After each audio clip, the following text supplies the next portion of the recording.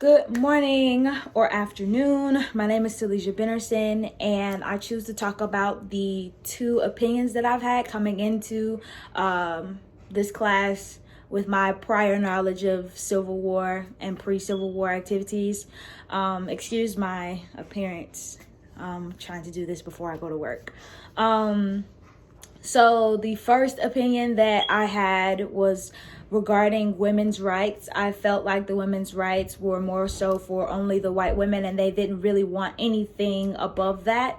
I felt like they just wanted to be heard because their husbands were heard, and by them not actually having a reason or a way to get their point across or their opinion, because around the time of women's rights, I feel in all my opinions that women are more smart in certain situations, even though we still lead with emotion.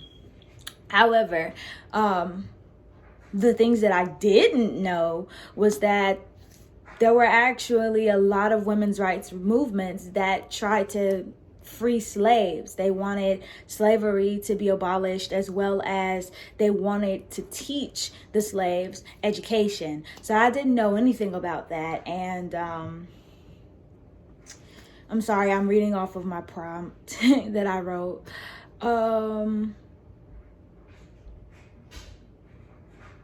Yeah, so they actually did like a World Anti-Slavery Convention. This is just based off of research that I decided to do to dive deeper into the women's rights situation and suffrage, because they wanted to practice law. They wanted to have jobs. They wanted to be equal. So they wanted to have jobs. They wanted to have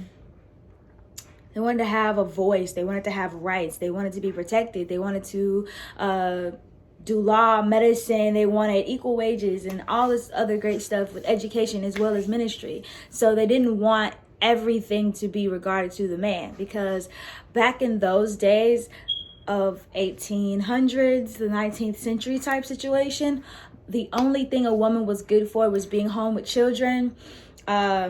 At one point in time, especially medieval times, women were looked at as pawns, things that can be sold, basically property to gain or maintain wealth. Gained or maintained for wealth.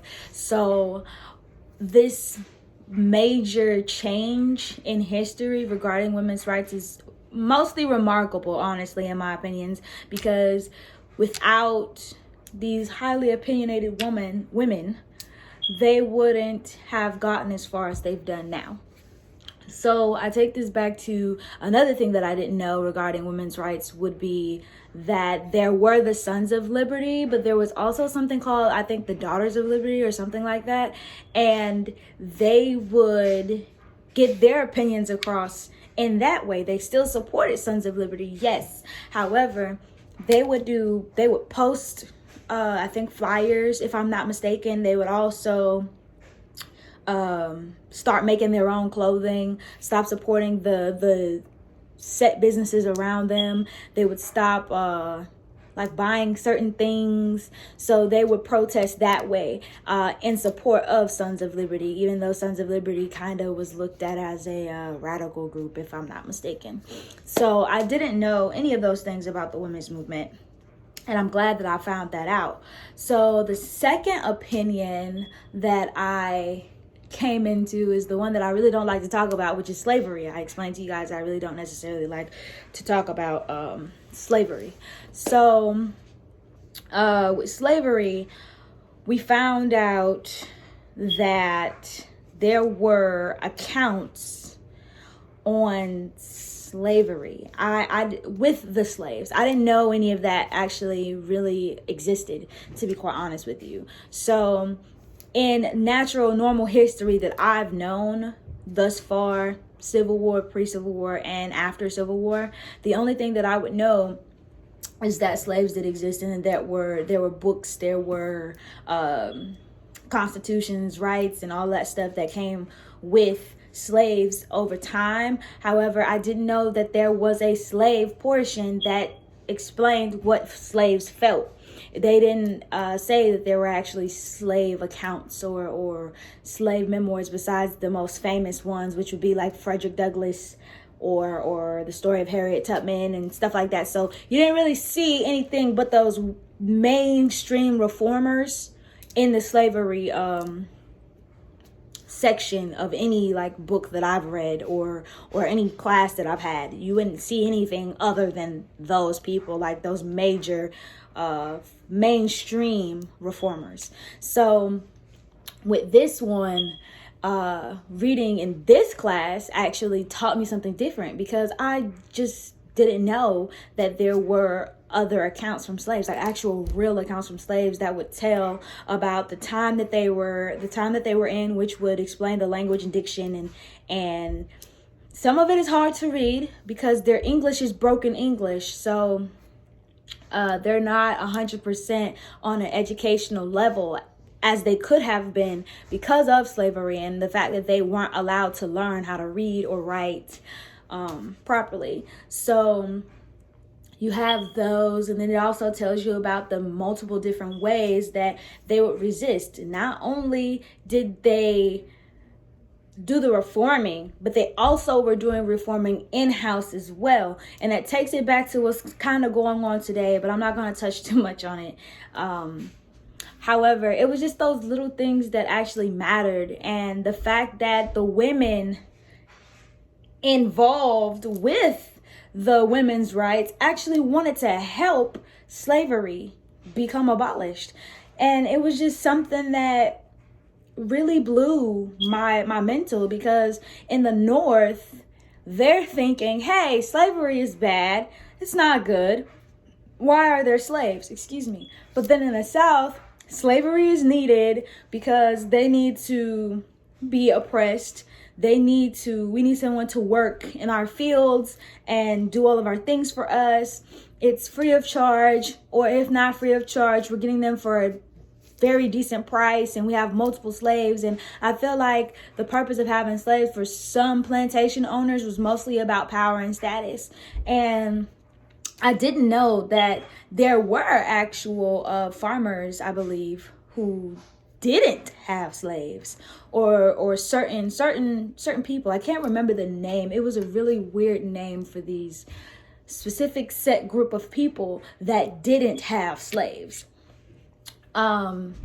It taught me the difference of indentured servitude and actual slavery in different forms and versions. Even though all of it is still slavery, in my opinion, they are all still slavery. And to me, it really doesn't make a difference, because a slave is a slave, except for the difference between slavery, and indentured servitude was basically the slave would agree to work for a certain amount of period of time until a debt has been paid or repaid, or I guess the contract is over and they've completed it so they can be free. However, I felt like that was also a trap in some way, shape, or form. Let alone, I did not know that slaves were not allowed to join the war. Number one. Number two, slaves wanted to join the war because they felt like it would give them freedom. It would give them their freedom, and they would be able to actually live in peace for once. So I didn't know any of that. I did kind of sort of know how slavery worked when it came down to households within slavery, where, you have your slave family. I didn't necessarily know that the slave family would be broken up. I figured that somehow, some way, they would still at least keep them together, unless maybe the son of the slave family was old enough or looked strong enough to be sold, or even the father. I didn't know that they would be split up at any given time. I didn't know that.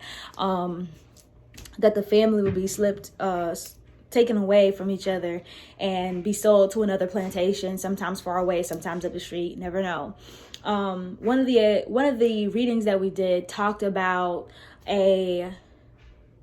I think this is the story that I talked about in unit 7 or 6, one of those. I think it's 7, where the slave went to go see someone, I guess, on another plantation, and he was late coming back, and the slave owner whooped him with a whip until he bled and until he made a noise. But he didn't make any noise until, I guess, the lashes started getting more brutal as time continued. So these are things that I just didn't know existed. I'm sorry. My dog just like touched the remote. That's why that happened. I apologize. But yeah, I didn't know any of that was going on and taking place. I feel like this class has definitely boosted my knowledge on U.S. history from both time periods about the women's suffrage and slavery. It's boosted my knowledge to a point where I can actually sit and have a civil conversation with a couple of people and actually know 100% my facts, because I knew of slavery and I'm definitely super pro-black, so I know these things, but it's just the minor details that are missing, the underlying details that are missing. You don't necessarily see or hear these things, let alone do you know that there's actually documentation of slaves and like what they felt, what they thought, and all of those things. So those are my two opinions that have changed thus far regarding U.S. history and the things that I didn't know that existed. They do exist. So I think that's the end of this video. Have a wonderful, great day, and good luck on your finals, everybody.